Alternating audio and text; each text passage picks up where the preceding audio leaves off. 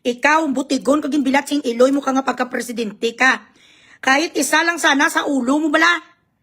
Ang bilatsing iloy nyo da sa Pilipinas. Manila Times nga mga butigon. Sinungaling. Numero 1, mga sapat kamo. Anong pinagsasabi nyo? Madam Manila Times 10 hours ago, President Ferdinand Marcos Jr. on Sunday said Filipinos in the Middle East have been moved to safe locations. Ay, abaw! Bilatsing iloy! Sa diin the best safe location! Ang bahay namin ay safe location na! Ang mismong lugar namin dito, safe location, iwan namin sa iba. Doon sa Israel maraming putok. Pero dito, sabi sa United Arab Emirates, hindi namin kailangan dito magchararat. Walang chararat dito. Butigon ka. Most of them staying in designated bomb shelter ay abaw! Bilatsing iloy! Ang andi-endampe! Legit nga balita. O sige, ituro sa amin ng location. Saan ang longitude kag ang latitude? Nang sinasabi mo, di nga bomb shelter!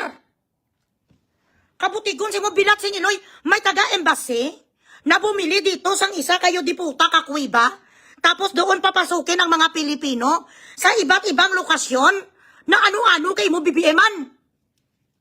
Naga-dreaming for nothing sa mga Pilipino following staying in designated bomb shelters following exchange of airstrikes involving botegon, sinunggaling, bakakon. Nag-move, wala kami galing may makuha dito kay tubig. Galing sa Philippine Embassy. Ba't kayo sinungaling mga putang ina nyo? Wala malang galing din nag-check sa amin or may nagarubing. Wala malang may nagarubing ng Philippine Embassy. Nagakwan sila, nag-announce o kunyari sa kanilang Facebook page. Andito kami ngayon sa ganitong lugar. Sino sa inyo dyan ang kailangan ng pagkain?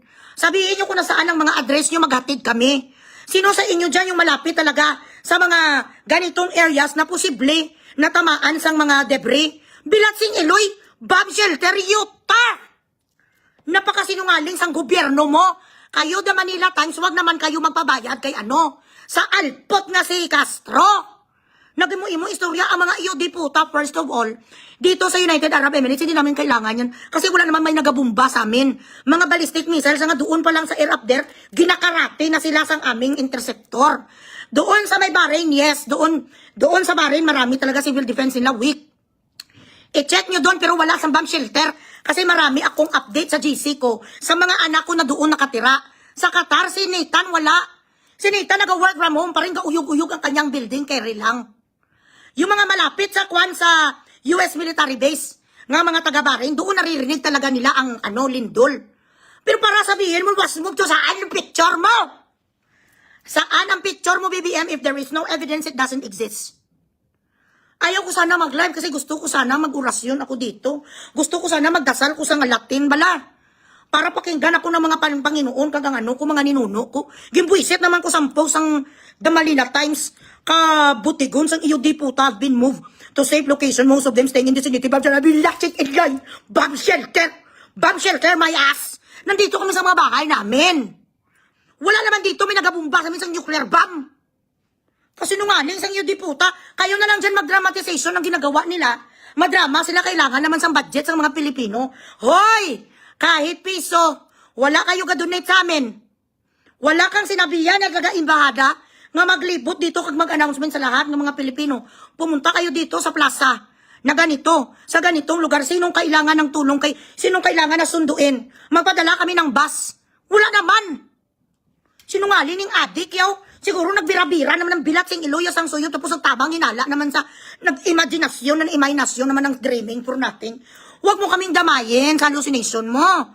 Na nagkapakuno-kuno ka nga meron ka sa mga designated soulless. Wala ka ganit sa designated survivor. Ma-designated ka pa charito sang bomb shelter. Kahit isa ka baso mang tinjo with ice palalulo, wala kayong binibigay. Yuta. Bayaran nga news. Kasi nungaling sa mga bilatsing iloy, ako, nakakuha ko sang tulong ko dito sa Facebook sa mga nagmamahal sa akin. Nagpadala ng financial assistance. Sa inyo, bilatsing iloy, bisan tartar, wala. Kahit nga diputa, basuka nga babulgam, wala kayo padala. Or kahit lang naman bigyan nyo kami dito sa mga anti-stress. Or mga anti-heart attack, dapat ikaw ang dinalagay doon sa Iran, bilatsing iloy mo. Ibala ka bala nila papunta sa Papunta sa Israel. Nagpakuno-kuno ang gago yung nga bayani sa ayala. Sa uugali mo yan, nga patay gutom ka sa pera, nung ka kagagastos bilat sing iloy. Subali saan ka bima ang arkela ka? Magre-rent ka ng alin?